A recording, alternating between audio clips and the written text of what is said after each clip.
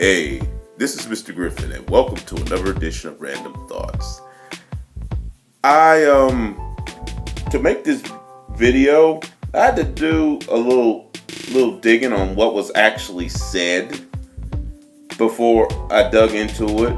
But I'm going to get into that, particularly on Raven-Symoné, and then I'm just going to get into this overall feeling in general that I'm starting to agree with some, and I don't always agree with a lot of pro-black YouTubers.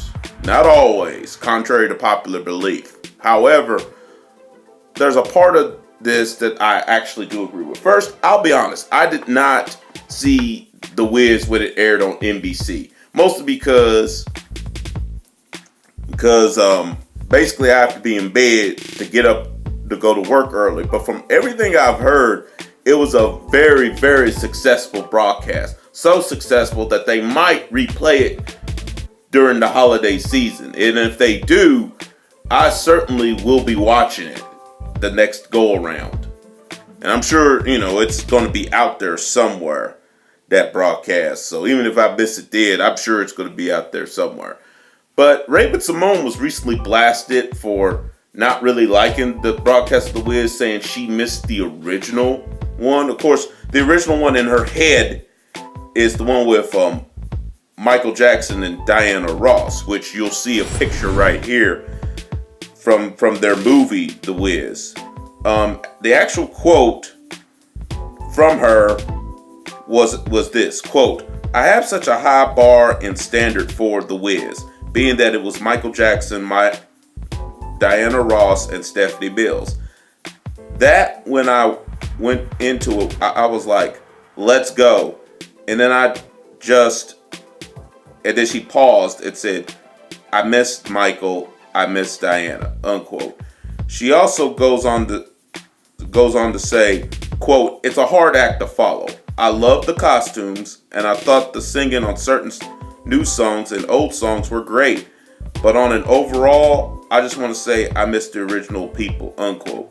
In which she got blasted on Twitter. And let me tell you, I gotta admit, these people on Twitter that blasted Raven-Symoné, they brought some knowledge. Even I wasn't aware of this. Basically, and I'm kind of quoting MadameMoyer.com, but the article went on to say, "But Twitter wasn't having any of what Symoné was trying to serve.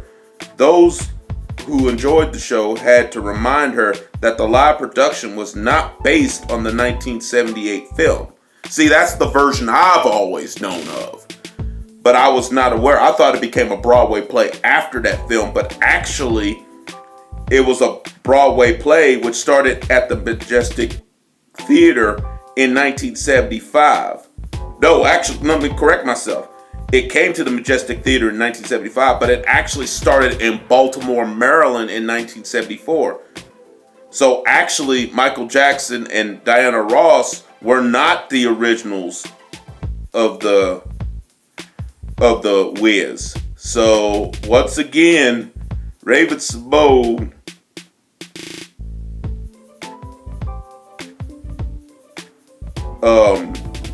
was shut down. But to her credit, yes, I'm actually gonna give Raven-Symoné credit for once.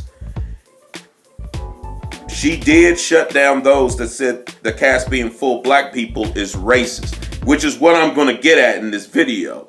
She went on to say, quote, "But we can bring up the fact that there were no black people in the original Wizard of Oz. That's why it was created," unquote. So, don't like Raven-Symoné. Still think, I'll go ahead and say it, she's a coon. But for once, she said something truthful. That's why The Wiz was created to begin with. And that's another thing I noticed. She wasn't the only one that had that reaction. And I'm glad even though I'm not a fan of hers, I'm glad she brought that up. Because that's been a reaction of some people on Twitter and on social media, mostly white people, about The Wiz. But I'm like, y'all do realize it's been around since the 70s, right?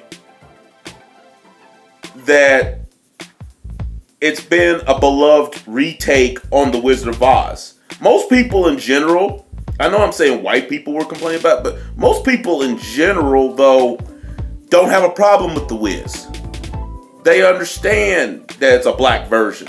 And most actually enjoy it. Just like most white people that I've talked to. You remember when they redid Annie about a year or so ago? With the cute black girl and Jamie Foxx playing the dad? Well, there was some haters on that, but most that saw it actually enjoyed it. And this is across the board. I'll pick a recent example. Star Wars The Force Awakens. There was actually a hashtag talking about boycott Star Wars because one of the main heroes and main characters was casted as black. I forgot the young man's name. I actually did a video on that a while back. If I can find it, I'll put a card link in the description box above. But there was actually hatred on that, and he wasn't even the major character. He was just a major character, but they went crazy on that. And even recently, there have been some haters on the film Creed, which I actually did see. I'm making this on a Sunday morning. I actually went to see it Saturday afternoon.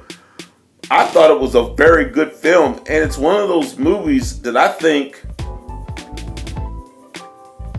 black people, especially young black children, male and female, that may have issues with their parents, particularly their fathers, may want to see, because the way it was beautifully done. And I am planning on making a solo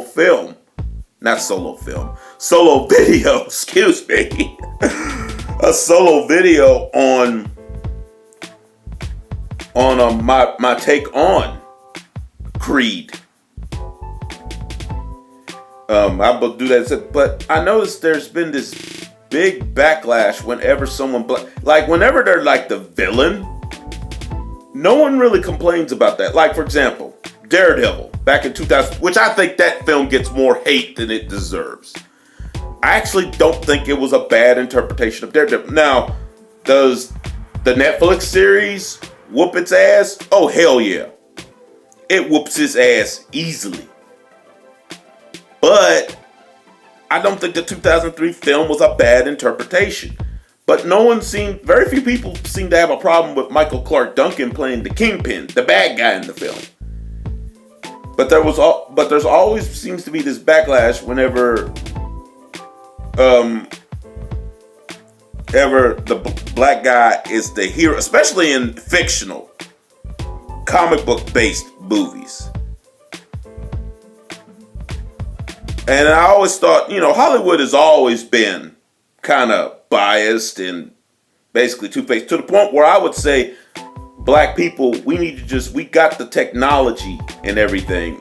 We have it available. Let's just make our own shit and put it out there. Because there are people, especially if it's quality, people will buy it.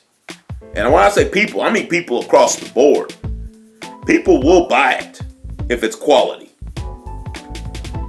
Like, I noticed there was hate on Boomerang, the Eddie Murphy comedy from back in the early 90s, 1992. I remember going to the theater to see that. There was hate on it.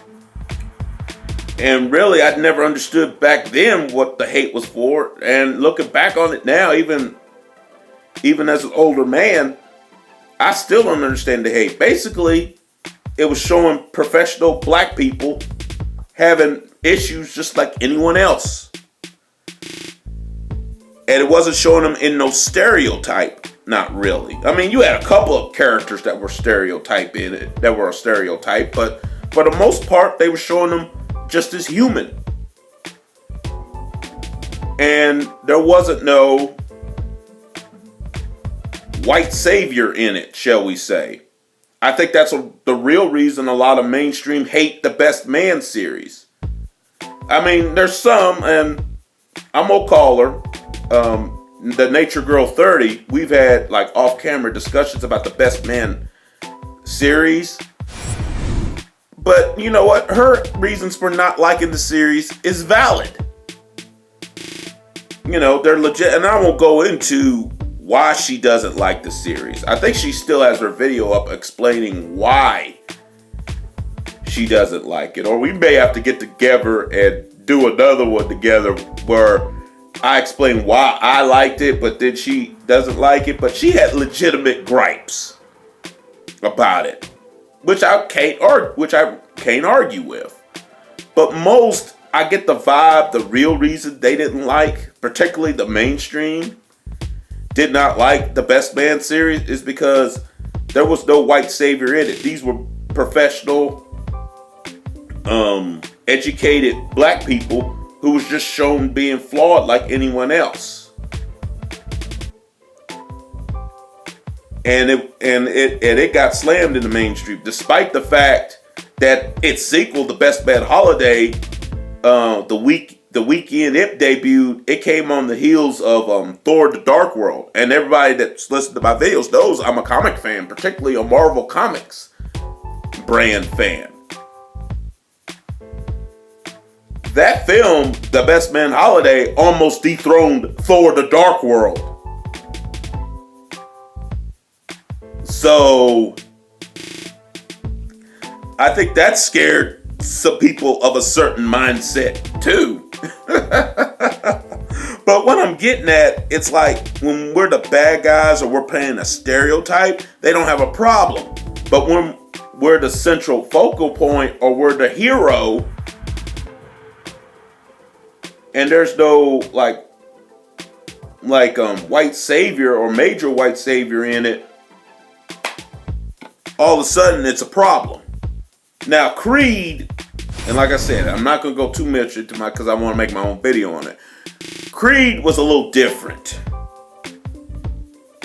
Yeah, you still had Sylvester Stallone and Rock, who originally was not going to do the film, but he just changed his mind after he saw Fruitvale Station and found out that the same director that did that film was going to do Creed.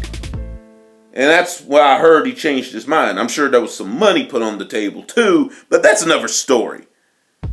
But in it, I think the reason there's been some detractors is Rocky, even though he is in the film, he's not a major focal point in the film. He's not the central focal point. The central focal point is Michael B. Jordan and his role of Adonis Johnson, who later takes the name Creed.